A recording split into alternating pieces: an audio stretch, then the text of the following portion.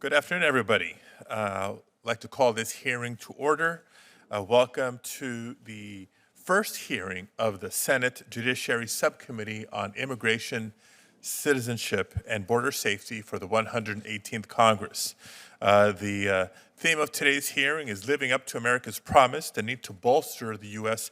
refugee admissions program, and it's our goal to have a productive discussion on the historic success of America's refugee admissions program and what we can and should be doing to bolster the program going into the future. I want to begin by thanking all of our witnesses for being here today and for sharing your stories, your experience, your perspective, and your work. I also want to thank Chairman Durbin and Ranking Member Cornyn and their committee staff for the work that's gone into making this hearing happen. Now, since the founding of our nation, the United States has been seen as a beacon of light for people around the world, people with dreams of economic opportunity, of religious and political freedom, and of a home free from violence and conflict. And over generations, the view of America as a refuge for immigrants has been embraced across party lines. You can open up America's storybook to find a Democratic President-elect Kennedy and a Republican President Reagan invoking the same quote of Puritans setting out for New England, describing America as a city upon a hill. And here in the Senate, you can find countless examples of senators from both sides of the aisle coming together to support and defend refugees.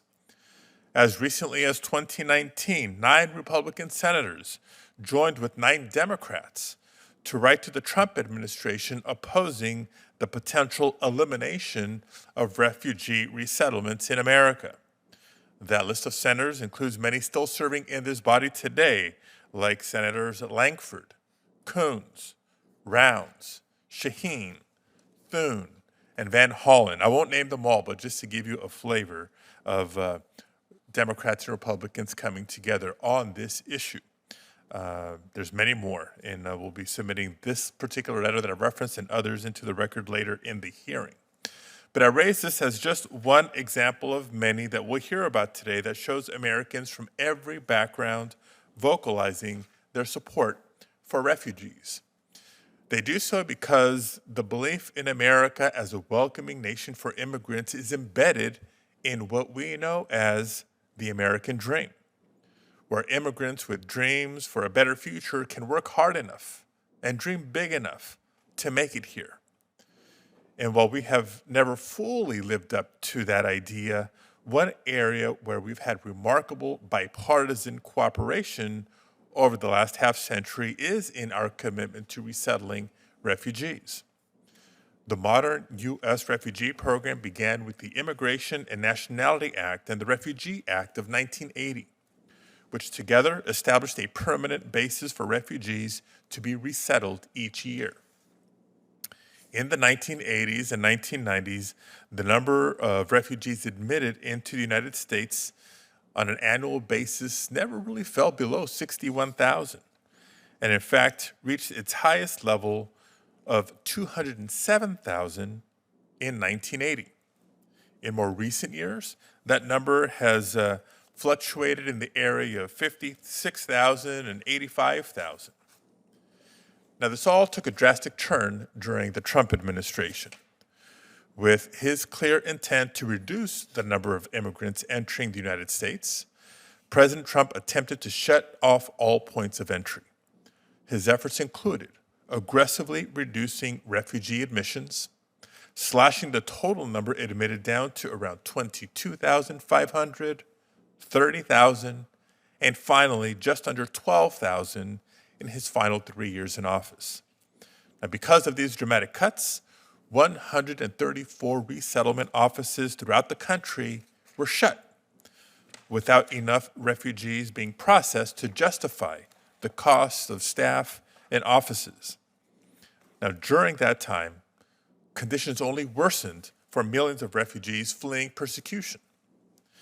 And the COVID-19 pandemic created additional unprecedented challenges in processing refugees, as in-person screenings were delayed and increased demand for flights made refugee travel more difficult. And while the Biden administration has made efforts to rebuild and scale the refugee program back up, the Trump-era cuts and the culmination of COVID processing challenges have made it difficult to return to the typical historic annual admissions numbers. But today, according to United Nations High Commissioner for Refugees, there are more refugees than at any point in history. And the political situations in Afghanistan, Ukraine, and elsewhere have only made that population grow. In the coming years, we know that our changing climate will only lead to even more displacement. So we have a moral responsibility as well as the urgency to step up. While the process by which the Biden administration has expedited processing for Ukrainians and Afghans differed from the typical refugee admissions process, I hope that the urgency of the circumstances and the efficiency demonstrated over the last year and a half provide an example to follow as we search for solutions. It's important that we act thoughtfully, not just because so many people are counting on us, but because we also know the enormous value that refugees bring to our country. Past refugees are now our families, neighbors, co-workers, and in many ways critical parts of our communities. They're also a critical part of our economy. As the chart behind me shows, taken together, the spending power of all refugees and former refugees living in the United States amounts to $73 billion. They pay a combined $26 billion in federal, state, and local taxes. And they often fill critical workforce gaps, including working on the front lines during the COVID-19 pandemic in healthcare and food supply chain industries, among others. And they become so integral to our community that you don't have to look far to find a refugee who serves as the cornerstone of their community. People like Basma Alawi, a refugee who fled Iraq and became a math and science teacher teaching at a middle school in Atlantic Beach, Florida. Or Emma Yaka, an Ugandan refugee who works in the healthcare field and has dedicated himself to advocating for equal medical services for refugees. And just last week, a former refugee won an Academy Award for Best Supporting Actor. Kiwi Kwan's family fled Vietnam on a boat after the communist takeover of South Vietnam, and he spent a year in a refugee camp in Hong Kong before being admitted to the United States. On the biggest stage in Hollywood, accepting his Oscar, he said of his journey, "This is the American dream." So today, this committee is tasked with answering the question, how can we keep that dream alive? In our discussion today, I want us to be clear and focused. We are discussing refugees and the refugee resettlement process. I'm asking all members of the committee to stay focused and not distract this good faith discussion with arguments over our asylum process, which is a different legal pathway, or debates over the southern border. Today, our witnesses, our experts here, are here to discuss the refugee admission process, wherein refugees who have fled their home country for fear of persecution apply for admission to the U.S. and are thoroughly vetted outside of the U.S. before they can enter our country. And we'll be exploring that during the hearing as well. As we'll discuss, refugees are one of the most thoroughly vetted groups, having to fill out multiple forms, go through numerous interviews, and pass numerous agency vetting processes, and even go through medical screenings before they can step foot on U.S. soil. Today's discussion will be about shoring up one of the lawful pathways to come to the United States through the refugee admissions process.